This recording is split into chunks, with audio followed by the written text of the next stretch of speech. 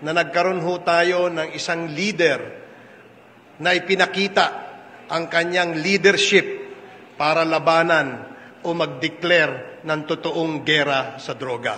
At walang iba ang pwedeng gumawa niyan kundi po si President Rodrigo Roa Duterte. Napakaswerte po ng Pilipinas dahil nagkaroon ho tayo ng pagkakataon na magkaroon ng isang presidente na ang advokasya ay labanan ang ating problema sa droga. Nararapat lamang na atin siyang suportahan because he does not just worry about the present state of the country, but he worries about the future of this nation. It has been the primordial duty of the committee which I head, the Committee on Dangerous Drugs in the lower house, to help ang ating law enforcement agencies in the war against illegal drugs. Napakaswerte po ng Pilipinas dahil nagkaroon ho tayo ng pagkakataon na magkaroon ng isang presidente na ang advokasya ay labanan ang ating problema sa droga. Seen a lot of people, politicians, and people from the private sector who have always been announcing that ako ay kontra sa droga, ako ay kontra sa ganyan, but never na nagkaroon ho tayo ng isang leader na ipinakita ang kanyang leadership para labanan o mag-declare ng totoong gera sa droga. At walang iba ang pwedeng gumawa niyan kundi po si President Rodrigo Roa Duterte.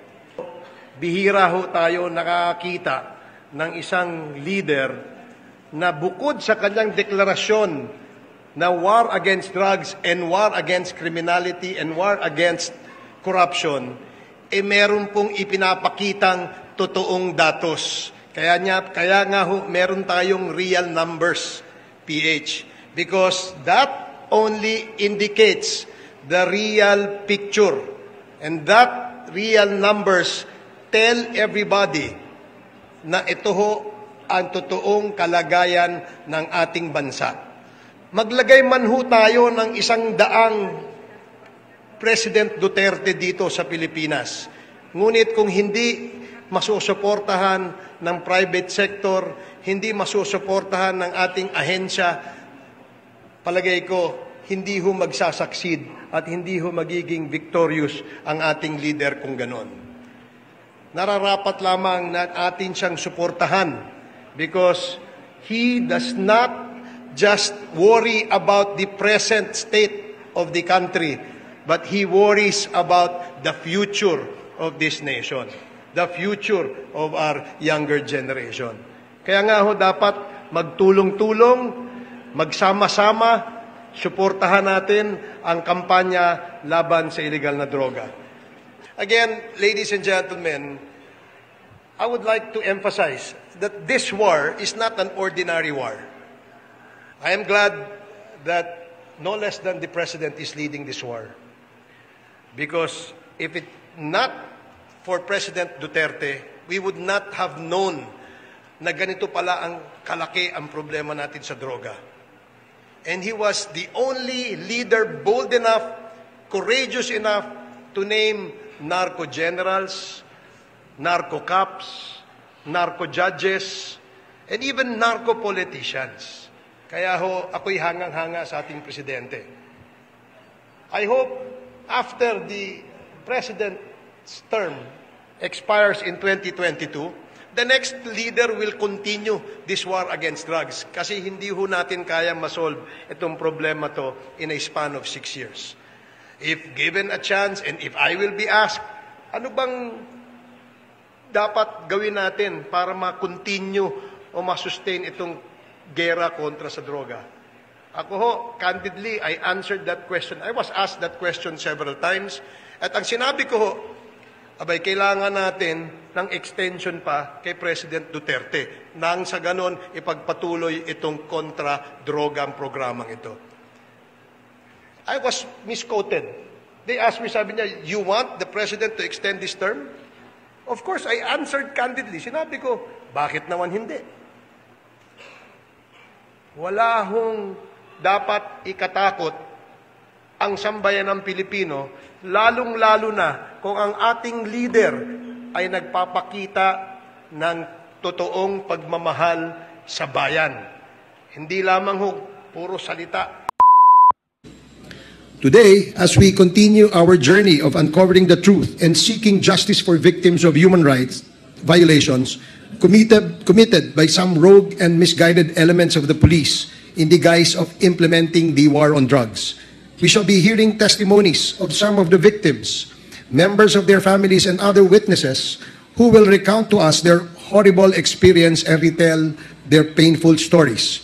This time around, without fear, and with renewed hope that Quadcom may be the instrument to find their closures and the justice that has eluded them for years.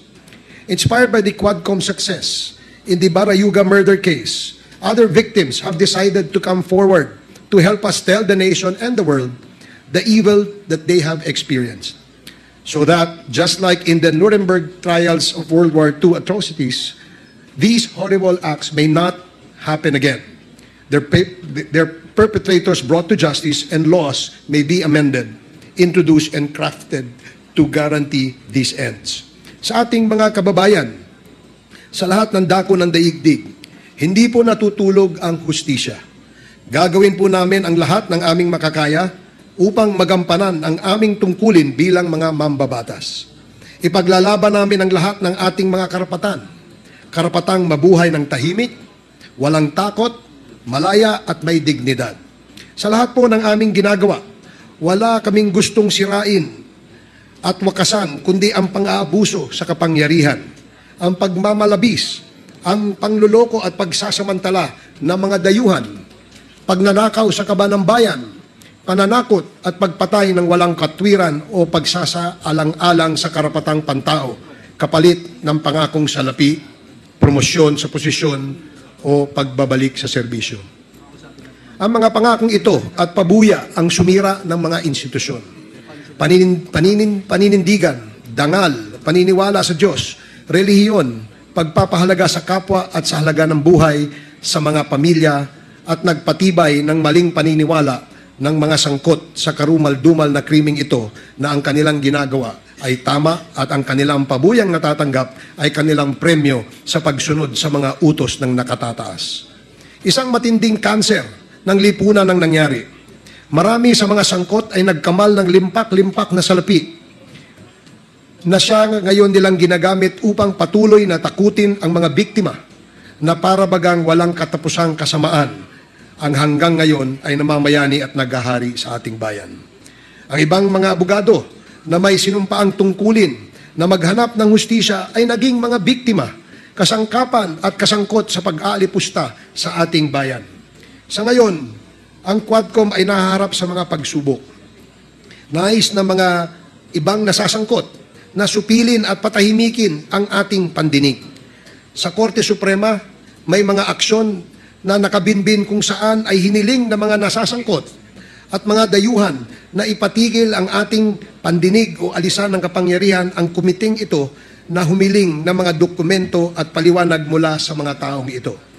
Para sa kaalaman ng lahat, mismo ang ating saligang batas ang nagbigay ng kapangyarihan sa Kongreso na mag-imbestiga upang bumalangkas na mga batas na magbibigay proteksyon sa mga mamamayan laban sa mga masasamang gawain gaya ng mga nakita at napatunayan natin sa mga nakalipas nating mga pagdinig. Habang patuloy sila sa pagtanggi na sila ay kumita ng limpak-limpak, patuloy naman sila sa pagkuha ng serbisyo ng mga abogado na limpak-limpak din kung maningil. Paano nila nababayaran ang mga sangkatutak na abogadong ito? Sila na rin ang nagpapasinungaling sa kanilang mga sinabi rito. Mga minamahal naming mga kababayan, ano man po ang hadlang na itatapon sa amin, mananatili kaming tapat sa inyo. Makakaasa kayo na patuloy naming gagampanan ang aming tungkulin. Mananatiling bukas ang aming mga pintuan para sa inyo dito sa tinaguriang House of the People. We will continue to hear your stories, seek out justice and truth, and fight for your rights in the face of threats to suppress them. Together, we fight for dignity and honor. We can only craft protection if we know the truth. Those who violated our laws should be brought to justice. Salamat at magandang umaga po sa ating lahat. Umani naman ito ng iba't ibang reaksyon mula sa ating mga netizens.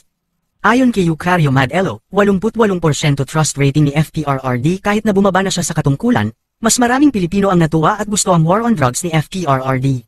Pahayag naman ni Henry Tolentino, sayang itong si Ace Barbers, hindi tumulad sa kanyang ama na si former Senator Robert Barbers, na may prinsipyo at hindi nadidiktahan ng kasamahan sa Senado. At ito naman ang saloobin mula sa ating kababayan na si Jeffrey Seros, ito yung taong walang sariling paninindigan at madaling masilaw sa pera. Sayang ka Barbers, binento mo ang prinsipyo at dignity mo. Mga kababayan, feel free to comment below para maglabas ng saloobin sa balitang ito.